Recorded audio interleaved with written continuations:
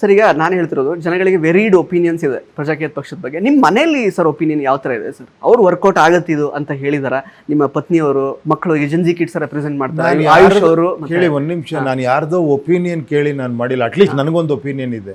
Okay, at least I am happy for that. ನಾನು ನಿಮ್ಮ opinion ಕೇಳಿ, ಅವ್ರ ಒಪಿನಿಯನ್ ಕೇಳಿ, ಇವ್ರ ಒಪಿನಿಯನ್ ಕೇಳಿ, ಒಬ್ಬೊಬ್ಬ ಒಂದೊಂದು ಒಪಿನಿಯನ್ ಹೇಳ್ತಾನೆ. ನಾನು ಅದನ್ನ ಹೇಳ್ತಿರೋದು, ಇಂಡಿವಿಜುವಲ್ ಆಗಿ ನಿಮಗೊಂದು ಒಪಿನಿಯನ್ ಇರಬೇಕು. ಅಟ್ಲೀಸ್ಟ್ ಅದು ಯುವಕರಲ್ಲಿ ಇಲ್ಲ ಅಂದ್ರೆ ನಿಮ್ಗೊಂದು ಒಪಿನಿಯನ್ ಇದೆಯಾ? ಹೋಗ್ಲಿ ಹೇಳಿ, ಏನು ಒಪಿನಿಯನ್ ನಿಮ್ದು ಹೇಳಿ. ಅಟ್ಲೀಸ್ಟ್ ಬಿ ಫ್ರಾಂಕ್, ಓಪನ್ ಆಗಿ ಮಾತಾಡೋಣ. ಸರ್ ಅಂದ್ರೆ ಬದಲಾವಣೆ ಅದೇ ಆಗಬೇಕು. ಟರ್ಮ್ಸ್ ಆಫ್ ನಮಗೆ ಬದಲಾವಣೆ ಆಗ್ಬೇಕು. ಒಂದು ಡೀಸೆಂಟ್ ಲೈಫ್ ಲೀಡ್ ಮಾಡೋದಕ್ಕೆ ಎಲ್ಲಿ ಬದಲಾವಣೆ ಆಗ್ಬೇಕಾಗಿರೋದು? ಸರ್ ಆಡಳಿತದ ಲೆವೆಲ್ ಅಲ್ಲೇ ಆಗ್ಬೇಕು ಸರ್. ಅದು ಅಲ್ಲಾಗಬೇಕು, ನಿಮ್ಮಲ್ಲಿ ಆಗ್ಬಾರ್ದು, ನಮ್ಮಲ್ಲೂ ಆಗ್ಬೇಕು ಸರ್. ಅದನ್ನ ನಾವು ಅಂದ್ರೆ ಆ ಒಂದು ಐಡಿಯಲ್ ಆಡಳಿತನ ನಾವು ಸೆಲೆಕ್ಟ್ ಮಾಡುವಂತಹ ಒಂದು ಕೆಪಾಸಿಟಿ ನಮಗೂ ಬರ್ಬೇಕು. ನಾವು ಅದ್ರಲ್ಲಿ ಇನ್ವಾಲ್ವ್ ಆಗ್ಬೇಕು. ಅದೇ ಹೆಂಗಾಗ್ತೀರಾ ಸರ್? ಥ್ರೂ ಈಗ ಏನು ಚುನಾವಣೆ ಅದರ ಮೂಲಕ ವೋಟ್ ಹಾಕೋದೇ ಒಂದು ಇನ್ವಾಲ್ವ್ಮೆಂಟ್ ನಿಮ್ದು. ಸರ್ ಇಲ್ಲ ಸರ್, ಅಂದ್ರೆ ಈಗ ನೀವು ಹೇಳಿದ್ಮೇಲೆ ನಾವು ಕೂಡ ಇನ್ವಾಲ್ವ್ ಆಗ್ಬೇಕು ಅನ್ನೋದು ನಮಗೂ ಗೊತ್ತಿದೆ. ಮತ್ತೆ ಅದಕ್ಕೊಂದು ಐಡಿಯಲ್ ಸಿಸ್ಟಮ್ ಅಂತ ಇನ್ನೂ ಬರ್ಲಿಲ್ಲ. ಐಡಿಯಲ್ ಸಿಸ್ಟಮ್ ಇದಕ್ಕಿನ್ನ ಐಡಿಯಲ್ ಸಿಸ್ಟಮ್. ನಿಮ್ ಕೈಲಿ ಮೊಬೈಲ್ ಇದೆ, ನಿಮ್ ಕೈಲಿ ಎಲ್ಲ ಇದೆ, ಒಂದ್ ಸಣ್ಣ ವಿಡಿಯೋ ಮಾಡಿ ಹಾಕ್ಬೋದು. ಹೌದು, ನಾನು ಹೇಳಿದ್ ಇವಾಗ ಅದರದ್ದೇನು ದಿಸ್ ಇಂಟರ್ವ್ಯೂ ಬಿಟ್ಬಿಡಿ. ಹೌದು. ಈಗ ಅವ್ರು ಅಲ್ಲಿ ಕೇಳ್ತಾ ಇದಾರೆ, ಅವ್ರ ಹತ್ರ ಒಂದು ಮೊಬೈಲ್ ಇಲ್ವಾ? ಖುಷಿಯಾಗಿ ಕೇಳ್ತಾ ಇರ್ತಾರೆ. ಇಲ್ಲಿದ್ದ ಹೋಗ್ಬೇಕಾದ್ರೆ ತಲೆ ಹೋದ್ರಕೊಂಡು ಆಮೇಲೆ ನೆಕ್ಸ್ಟು ಅಂತ ಅಲ್ಲ. ಕೇಳಿ, ನಮ್ಗೆ ಆಕ್ಚುಲಿ ಬೇಕಾಗಿಲ್ಲ. ಸೊ ಅರ್ಥ ಆಯ್ತಾ ನಿಮ್ಗೆ? ನೀವು ಬೇಕಾಗಿಲ್ಲ ಅಂದ್ಮೇಲೆ ನಾನು ಹೋಗಿ ತುರ್ಕಕ್ಕಾಗತ್ತಾ ಅದನ್ನ? ಅರ್ಥ ಆಯ್ತಾ ಇವ್ರೆ? ನಿಮಗೆ ಬೇಕು ಅನ್ನಿಸ್ದಾಗ ಅದಾಗತ್ತೆ. ನಾನು ಡೇ ಒನ್ನಿಂದ ಅದೇ ಹೇಳ್ತಾ ಇದ್ದೀನಿ. ಇನ್ನಷ್ಟು ಬದಲಾವಣೆಗಳು ಮಾಡಿ ನೋಡಿ.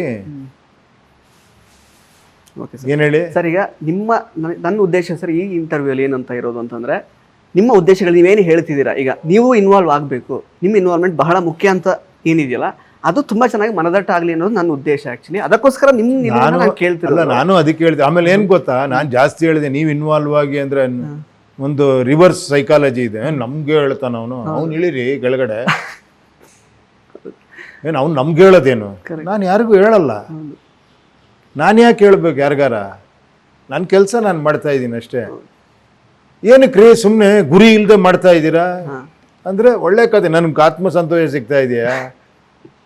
ನನಗೆ ಯಾವ ಗುರಿನೂ ಇಲ್ಲ ಇಲ್ಲಿ.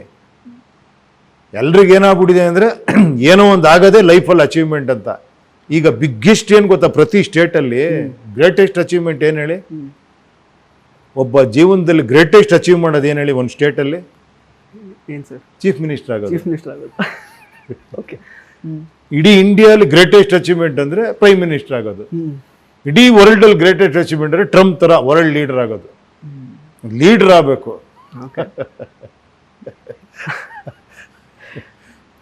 Okay sir. ಸರ್ ಆಕ್ಚುಲಿ ನೀವು ಕೂಡ ನಿಮ್ಮ ಪ್ರಕಾರ ಇವರ ರೆಪ್ರೆಸೆಂಟೇಟಿವ್, ನೀವು ಕೂಡ ಇಲ್ಲಿ ಪ್ರಜೆ ಕೆಲಸ ಮಾಡೋದಕ್ಕೆ ಬಂದಿರೋದು.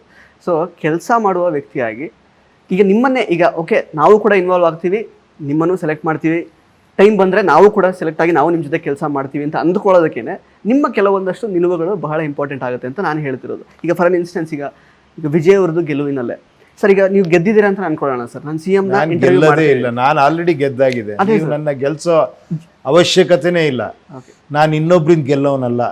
ಅಲ್ಲ ಸರ್, ನೀವು ರೆಪ್ರೆಸೆಂಟೇಟಿವ್ ಆಗಿ ಆಯ್ಕೆ ನಾನು ಹೇಳ್ತೀನಿ ಕೇಳಿ. ನಾನು ಗೆಲ್ಲೋದು ನನ್ನಿಂದ, ನನ್ನ ಪರಿಶ್ರಮದಿಂದ. ನನ್ನ ಗೆಲುವು ನನಗೆ ಸೀಮಿತ ಅಷ್ಟೇ. ನಾನು ನಿಮ್ಮನ್ನೆಲ್ಲ ಬೆಗ್ ಮಾಡಿ ನಾನು ಗೆಲ್ಲಕ್ಕೆ ನನಗೆ ಅದು ಗೆಲುವಲ್ಲ. ಅದು ಅರ್ಥ ಆಯ್ತಾ?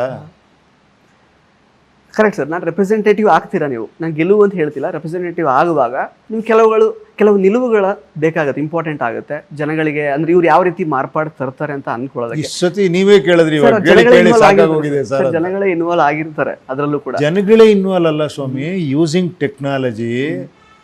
ಟೆಕ್ನಾಲಜಿಲಿ ಜನನ್ ಕನೆಕ್ಟ್ ಆಗ್ಬೋದು. ನನ್ನ ಕೈಯಿಂದ ದುಡ್ಡು ಖರ್ಚು ಮಾಡಿಸ್ಬೇಡಿ ಅಂತ ಹೇಳ್ತಾ ಇರೋದು ನೀವು. ಅರ್ಥ ಆಯ್ತಾ? ವೋಟರ್ಸ್ ನಿಮ್ಮಲ್ಲಿ ರಿಕ್ವೆಸ್ಟ್ ಮಾಡ್ತಾ ಇದ್ದೀನಿ, ನನ್ನ ಕೈಯಿಂದ ಖರ್ಚೇ ಮಾಡಿಸ್ಬೇಡಿ. ನೀವು ಹೇಳಿ, ನಿಂದು ಏನಿದೆ ಹೇಳಪ್ಪ, ನಾನು ನೋಡ್ಕೊತೀನಿ ಅದನ್ನ. ನನಗೆ ಕರೆಕ್ಟ್ ಅಂತ ಕನ್ವಿನ್ಸ್ ಆದರೆ ನಾನು ನಿನ್ಗೆ ವೋಟ್ ಹಾಕ್ತೀನಿ.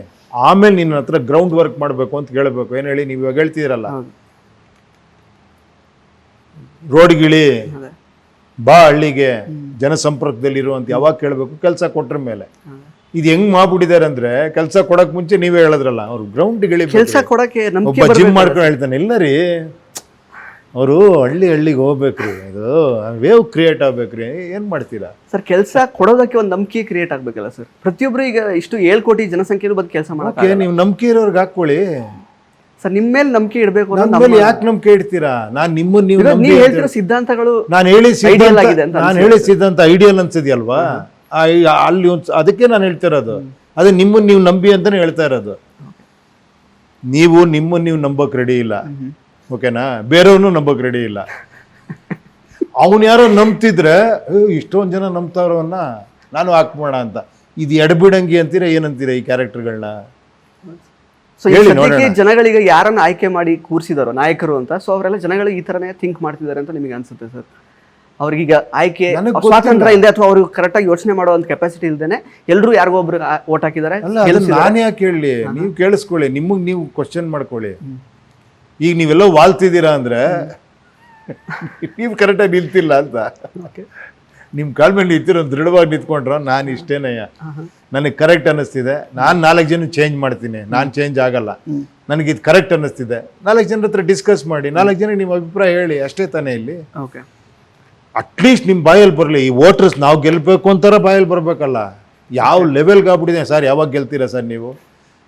ಸರ್ ಅವ್ರು ಗೆದ್ದಿದ್ದಾರೆ, ನೀವು ಯಾವಾಗ ಗೆಲ್ತೀರಾ ಸರ್? ಸರ್ ಇನ್ಯಾರ ಬಂದರೆ ಗೆಲ್ತಾರಾ ಸರ್?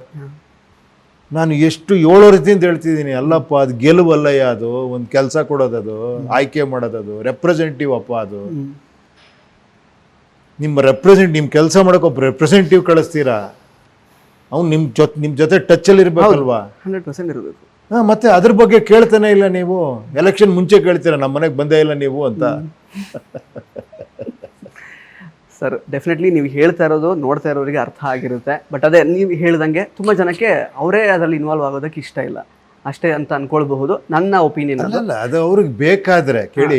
ಎಲ್ಲ ಚೆನ್ನಾಗಿದೆ ಅನ್ಕೊಳ್ಳಿ, ಏನಕ್ಕೆ ಬೇಕು ಬದಲಾವಣೆ ಅಲ್ವಾ? ಚೆನ್ನಾಗಿದೆ, ಅವ್ರಿಗೇನೋ ಇಲ್ಲಿ ಮೇಲ್ಗಡೆ ಬದಲಾವಣೆ ನಮ್ಗೆ ಖುಷಿ ಸಿಗುತ್ತೆ ಅನ್ನೋರು ಮಾಡ್ಕೊಂತಾರೆ ಅಲ್ವಾ? ಇಂಟ್ರೆಸ್ಟಿಂಗ್ ಮತ್ತು ಇನ್ಫಾರ್ಮೇಟಿವ್ ವಿಡಿಯೋಗಳನ್ನ ಮಿಸ್ ಮಾಡ್ಕೋಬೇಡಿ. ಈಗಲೇ ಸಬ್ಸ್ಕ್ರೈಬ್ ಮಾಡಿ.